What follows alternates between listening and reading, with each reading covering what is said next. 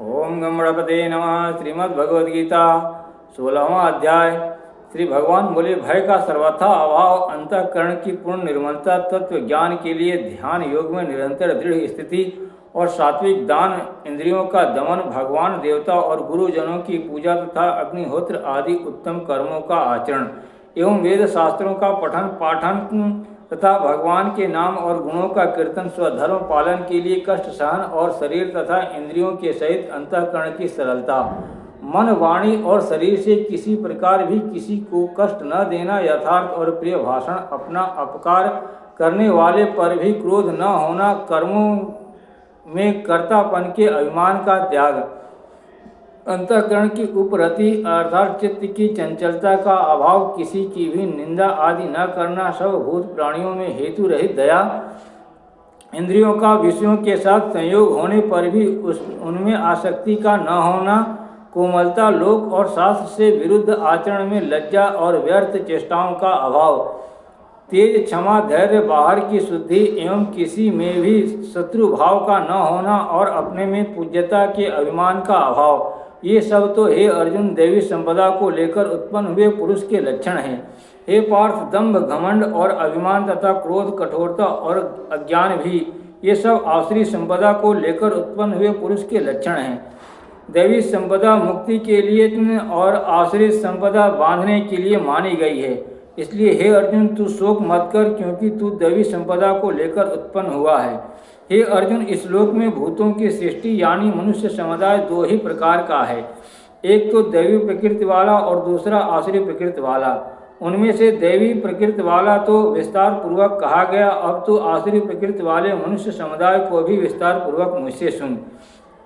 आसुर स्वभाव वाले मनुष्य प्रवृत्ति और निवृत्ति इन दोनों को ही नहीं जानते, इसलिए उनमें न तो बाहर भीतर की शुद्धि है, न श्रेष्ठ आचरण है और न सत्य भाषण ही है। वे आसुरी प्रकृति वाले मनुष्य कहा करते हैं कि जगत आश्रय रहित, सर्वथा असत्य और बिना ईश्वर के अपने आप केवल स्त्री पुरुष के संयोग से उत्पन्न है। इतने केवल काम ही इसका कारण है, इसके सिवा और क्या है।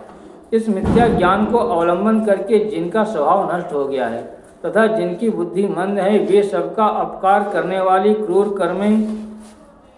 कर्मी मनुष्य केवल जगत के नाश के लिए ही समर्थ होते हैं। वे दंभ, मान और मद से युक्त मनुष्य किसी प्रकार भी पूर्ण न होने वाली कामनाओं का आश्रय लेकर अज्ञान से मिथ्या सिद्धांतों को ग्रहण करके भ्रष्ट आचरणों को धारण करके संसार में विचरते हैं तथा वे मृत्यु पर्यंत रहने वाली असंख्य चिंताओं का आश्रय लेने वाले, विषय भोगों के भोगने में तत्पर रहने वाले और इतना ही सुख है इस प्रकार मानने वाले होते हैं। वे आशा की सैकड़ों फांसियों से बंधे हुए मनुष्य काम क्रोध के परायण होकर विषय भोगों के लिए अन्यायपूर्वक धन आदि पदार्थों का संग्रह करने की चेष्टा करते हैं। वे सोचा करते हैं कि मैंने आज यह प्राप्त कर लिया और अब इस मनोरथ को प्राप्त कर लूँगा, मेरे पास यह इतना धन है और फिर यह हो जाएगा, यह शत्रु मेरे द्वारा मारा गया और उन दूसरे शत्रुओं को भी मैं मार डालूंगा, मैं ईश्वर हूँ, ऐश्वर्य को भोगने वाला हूँ,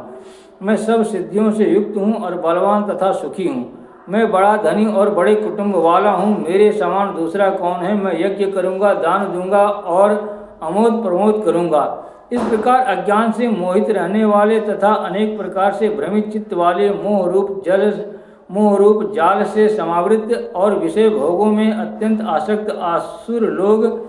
महान अपवित्र नरक में गिरते हैं। वे अपने आप को ही श्रेष्ठ मानने वाले घमंडी पुरुष धन और मान के मद से युक्त होकर केवल नाम मात्र के यज्ञ द्वारा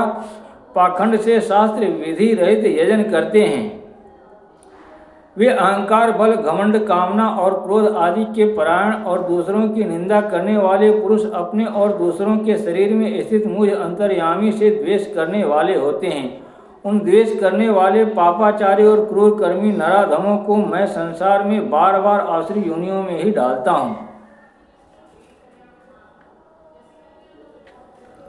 हे अर्जुन, वे मूढ़ मुझको न प्राप्त होकर ही जन्म जन्म में आसुरी योनि को प्राप्त होते हैं, फिर उससे भी अति नीच गति को ही प्राप्त होते हैं, अर्थात घोर नरक में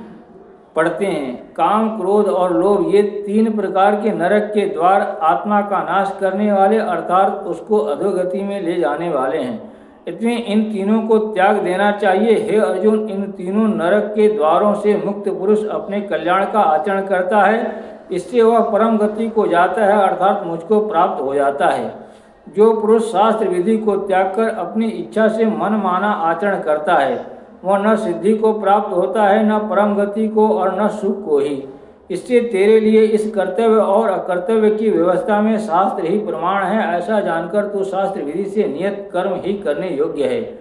ओम तत्सदिति श्रीमद्भगवद्गीतासूपनिषत्सु ब्रह्मा विद्यायाम योग शास्त्रे श्री कृष्णार्जुन संवादे दैवासुर संपद विभाग योगो